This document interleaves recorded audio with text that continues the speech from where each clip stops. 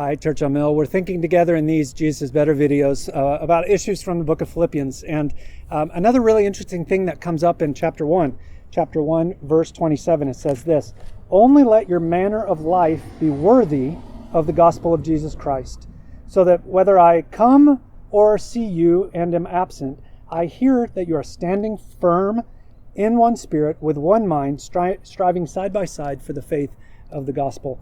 There's a word in this verse that there's not an English equivalent to. So translators always find different ways of trying to capture the idea.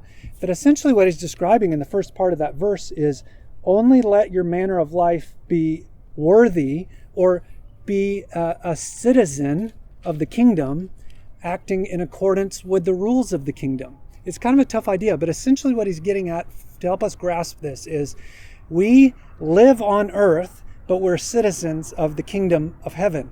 And so how do things happen and operate in heaven?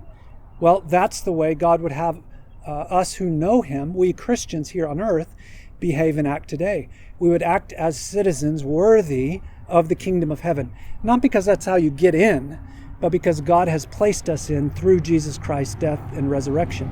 So you might think about, what are the rules that mark life here in America? Well, what are the attributes, the values, the successes of the kingdom of God? And what happens in heaven, God would want to be happening here.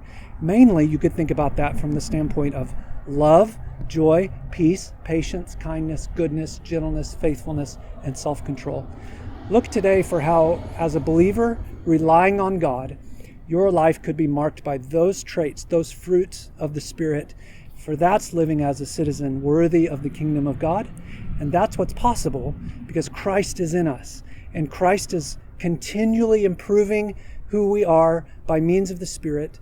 And we're finding every day that Jesus is better.